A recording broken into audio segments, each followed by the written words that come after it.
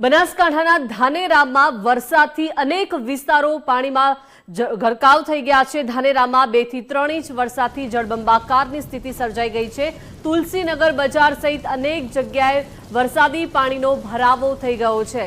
Dhanera Nenava highway પર ઘૂંટણસમા પાણી ભરાઈ ગયા છે। સોસાયટી અને રસ્તા પર પાણી ભરાતા લોકો મુશ્કેલીમાં મુકાઈ ગયા છે। બનાસકાંઠાના ધાનેરામાં પણ વરસાદ બાદ અત્યારે સ્થિતિ વણસી ચૂકી છે। અનેક વિસ્તારો જળમગ્ન થઈ ગયા છે અને 2 થી 3 ઇંચ જેટલો વરસાદ ધાનેરામાં ખાબક્યો અને સ્થિતિ જળબંબાકારની અત્યારે જોવા મળી રહી છે।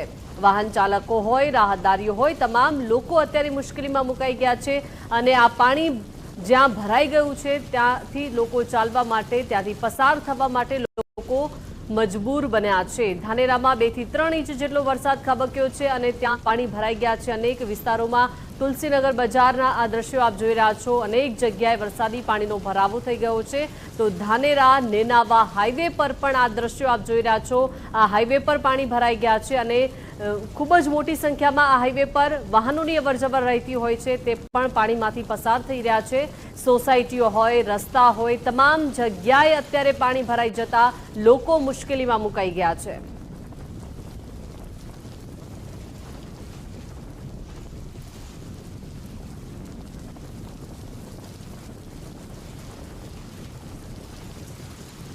વધુ વિગતો સાથે સંવાદદાતા કમલેશ જોડાઈ ગયા છે। કમલેશ, બનાસકાંઠાના ધાનેરામાં 2 થી 3 ઇંચ જેટલો વરસાદ ખાબક્યો છે, પરંતુ અનેક એવા વિસ્તારો છે ત્યાં હજુ પણ પાણીનો ભરાવો છે। જી બિલકુલ, વાત કરવામાં આવે તો બનાસકાંઠામાં જે રીતે છેલ્લા 2 દિવસથી વરસાદ વરસી રહ્યો છે, જેના કારણે અનેક નીચાણવાળા વિસ્તારોમાં પાણી ભરાયા છે। ખાસ કરીને વાત કરીએ ધાનેરા, પાલનપુર સહિતના જે આ વિસ્તારો છે, ડીસા સહિતના જે વિસ્તારો છે ત્યાં પાણી ભરાયા છે, જેમાં ખાસ કરીને અત્યારે ધાનેરામાં જે 2 થી 3 ઇંચ જેટલો વરસાદ ખાબક્યો, જેમાં તુલસીનગર વિસ્તાર છે જ્યાં આગળ હાઈવે પર પાણી ભરાય છે, જેના કારણે લોકોને સોસાયટીમાં જવું પણ એક મુશ્કેલ બન્યું છે। ને મહત્વની વાત છે કે સ્વાભાવિક છે કે ચોમાસું હોય અને વરસાદ પડે અને પાણી ભરાતું હોય છે, પરંતુ એ પાણીનો યોગ્ય નિકાલ થતો નથી, જેના કારણે લોકોને મુશ્કેલી પડી રહી છે। અને ક્યાંક ને ક્યાંક નગરપાલિકા ઉપર જે પ્રી મોન્સૂનની કામગીરી તેના પર સવાલ ઉઠી રહ્યા છે। જી કમલેશ, આભાર વિગત સાથે જોડાયા તે બદલ।